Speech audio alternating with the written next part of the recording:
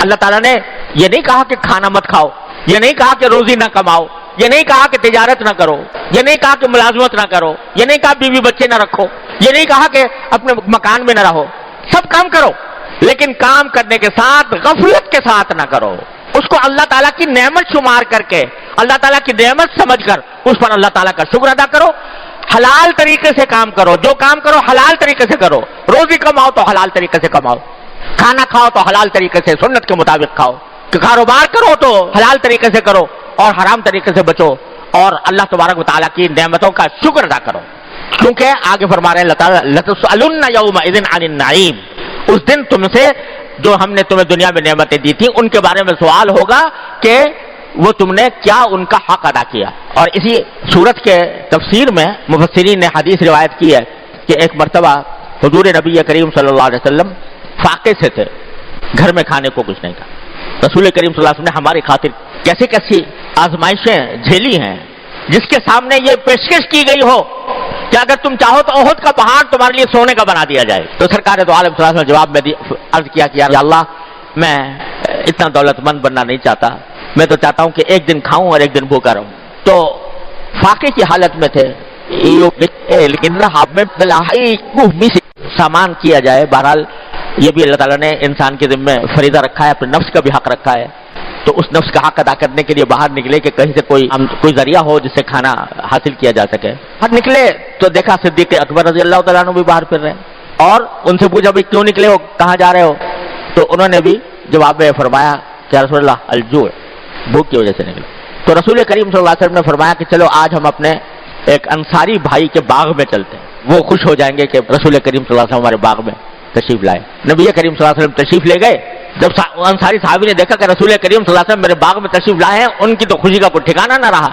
انہوں نے جلدی سے وہاں ایک درخت کے سائے میں ایک بچھونا بچھایا اور اس کے اندر حضور اقدس صلی اللہ علیہ وسلم سے عرض کیا کہ رسول اللہ یہاں پر ٹھہریے، اور پھر جلدی سے گرمی کا موسم تھا، سائے کے اندر بٹھا کر پانی لے کر آئے اپنے کنویں کا، اور ساتھ میں کچھ کھجوریں لے کر آئے نبی کریم صلی اللہ علیہ وسلم کے لیے۔ آپ نے وہ کھجوریں شوق سے تناول فرمائی، پانی ٹھنڈا پیا، جب پی کر فارغ ہو گئے تو فرمایا کہ یہ بھی نعمتیں جو ہمیں ملی ہیں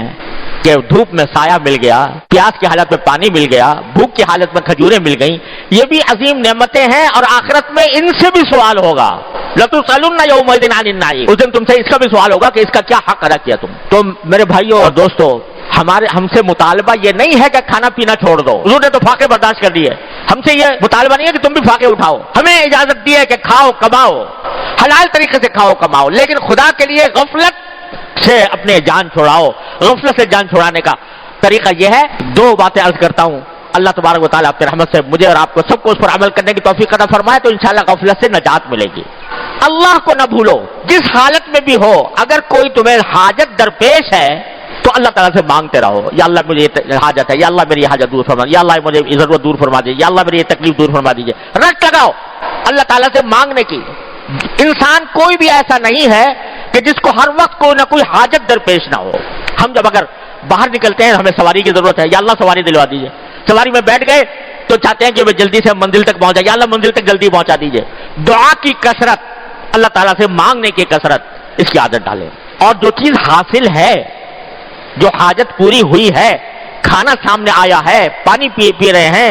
گھر والوں کو اچھا خوشحال دیکھ رہے ہیں، تو ہر بات پر اللہ تعالیٰ کا شکر ادا کرنے کی عادت ڈالیں۔ یا اللہ آپ کا شکر ہے آپ نے اچھا کھانا عطا فرمایا، یا اللہ آپ کا شکر ہے آپ نے اچھا گھر عطا فرمایا، یا اللہ آپ کا شکر ہے کہ آپ نے گھر کے اندر سکون عطا فرمایا، میرے گھر والے سب خیر و عافیت سے ہیں، اے اللہ ہمیں اس کے شکر ادا کرنے کی توفیق عطا فرمائی۔ یہ دو باتیں ہیں، ایک دعا کی کثرت، دوسرے شکر کی کثرت۔ یہ دو اگر باتیں ہم اپنا لیں اپنی زندگی کے اندر تو انشاءاللہ یہ غفلت ہمارے اوپر طاری نہیں ہوگی، جس کا اللہ تعالیٰ نے اس صورت میں شکوہ فرمایا ہے۔ غفلت نہیں ہوگی تو انشاءاللہ اللہ تبارک و تعالیٰ کا دھیان رہے گا، اللہ تعالیٰ کے سامنے پیش ہونے کا دھیان رہے گا، آخرت کا تصور رہے گا، اور وہ ہمیں گناہوں سے بھی بچائے گا انشاءاللہ، اور ہماری زندگی کو بھی بہتر بنائے گا، دنیا کو بھی اور آخرت